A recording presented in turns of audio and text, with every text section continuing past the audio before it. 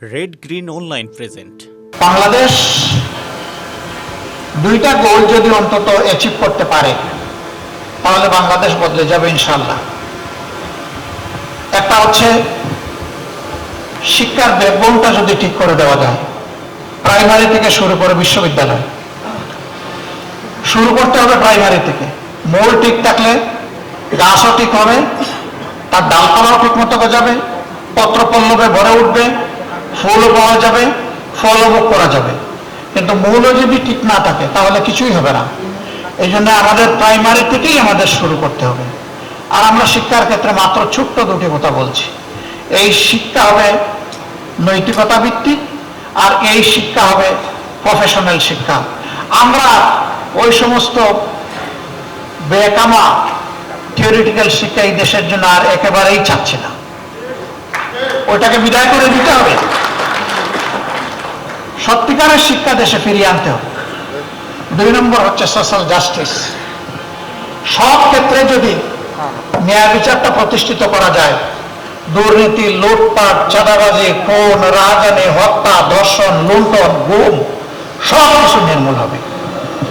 কিন্তু বিচার যদি বিচারের জায়গায় না থাকে তাহলে কোনো কিছুরই কোনো সমাধান করা সম্ভব নয়। এই দুইটা জায়গাটাকে নিতে হবে খুব শক্ত হাতে। এই বাংলাদেশ আমাদের সকলের জন্মভূমি। বাংলাদেশ ভালো থাকলে আপনিও ভালো থাকবেন, আমিও ভালো থাকবো। বাংলাদেশ ভালো না থাকলে কেউ আমরা ভালো থাকবো না। আমরা শৈশবে যে বাংলাদেশ পেয়েছি, তার আগের যে দেশটা আমরা পেয়েছি, তখনকার সামাজিক শান্তি শৃঙ্খলা এবং সৌন্দর্য যেটা ছিল, দুঃখজনক হলেও সত্য, বিশ্বের দেশগুলোর সভ্যতার সাথে তাল মিলিয়ে সামনে এগিয়ে যাচ্ছে, কিন্তু আমরা সেখান থেকে পিছিয়ে পড়েছি। বিবেকের কাছে যদি প্রশ্ন করি, আমার সন্তান, আমার নাতি নাতনি, আপনার সন্তান, আপনার নাতি নাতনিকে কোন পরিবেশে রেখে আমরা দুনিয়া থেকে বিদায় নেব, আমাদের কাছে কোনো জবাব নাই। অতএব আরেকবার আমাদেরকে যুবক হয়ে লড়তে হবে ইনশাআল্লাহ।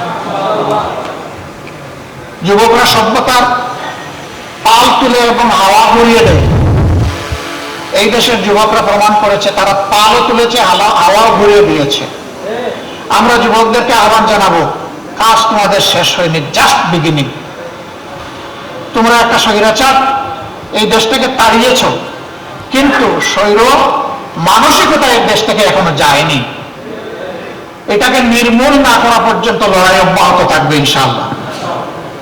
আর আমরাও তোমাদের সাথে থাকবো, পাশে থাকবো, পিছে নয়, একেবারে সাথে এবং পাশে। বাংলাদেশ দুইটা গোল যদি অন্তত অ্যাচিভ করতে পারে তাহলে বাংলাদেশ বদলে যাবে ইনশাআল্লাহ। একটা হচ্ছে শিক্ষার ব্যাকবোনটা যদি ঠিক করে দেওয়া যায়, প্রাইমারি থেকে শুরু করে বিশ্ববিদ্যালয় শুরু করতে হবে। প্রাইমারি থেকে মূল ঠিক থাকলে গাছও ঠিক হবে, তার ডালপালাও ঠিক মতো গজাবে, পত্রপল্লবে ভরে উঠবে, ফুলও পাওয়া যাবে, ফলও ভোগ করা যাবে। কিন্তু মূলও যদি ঠিক না থাকে তাহলে কিছুই হবে না। এই জন্য আমাদের প্রাইমারি থেকেই আমাদের শুরু করতে হবে। আর আমরা শিক্ষার ক্ষেত্রে মাত্র ছোট্ট দুটি কথা বলছি। এই শিক্ষা হবে নৈতিকতা ভিত্তিক, আর এই শিক্ষা হবে প্রফেশনাল শিক্ষা। আমরা ওই সমস্ত বেকামা থিওরিটিক্যাল শিক্ষা এই দেশের জন্য আর একেবারেই চাচ্ছি না। ওইটাকে বিদায় করে দিতে হবে। সত্যিকারের শিক্ষা দেশে ফিরিয়ে আনতে হবে। 2 নম্বর হচ্ছে সোশ্যাল জাস্টিস। সব ক্ষেত্রে যদি ন্যায় বিচারটা প্রতিষ্ঠিত করা যায়, দুর্নীতি, লুটপাট, চাঁদাবাজি, খুন, রাজধানী, হত্যা, ধর্ষণ, লুণ্ঠন, গুম সব কিছু নির্মূল হবে। কিন্তু বিচার যদি বিচারের জায়গায় না থাকে তাহলে কোনো কিছুরই কোনো সমাধান করা সম্ভব নয়।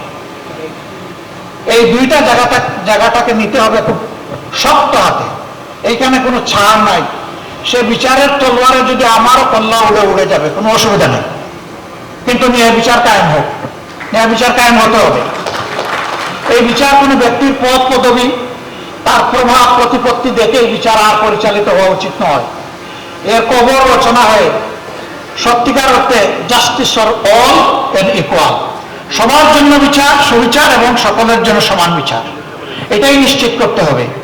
এখানে কোনো ইম্পিউনিটি বলে কোনো কথা নাই, ইমিউনিটি বলে কোনো কথা নাই। এখানে জাস্টিসকে জাস্টিসের জায়গায় নিয়ে যেতে হবে। আমরা বিশ্বাস করি রাষ্ট্রের এই দুইটা বিষয়ে যদি আমরা গুরুত্ব দিয়ে এখান থেকে শুরু করতে পারি, বাকি সকল বিষয় আমাদের অর্জন করা সম্ভব ইনশাআল্লাহ। এই যাত্রাপথে বাংলাদেশ জামাতে ইসলামী আপনাদের দোয়া ভালোবাসা পেয়েছে, সমর্থন পেয়েছে, এবং বিশেষ করে 36 জুলাইয়ের পর একটা মজলুম সংগঠনকে যেভাবে আপনারা কুলে তুলে নিয়েছেন, বুকে তুলে নিয়েছেন, হাত বাড়িয়ে দিয়েছেন, আমরা সিম্পলি আপনাদের কাছে চিরজীবনের জন্য ঋণী। প্রিয় দেশবাসী, আমাদের এমন একটা সময় ছিল আমরা আমাদের কোনো ঠিকানা খুঁজে পেতাম না।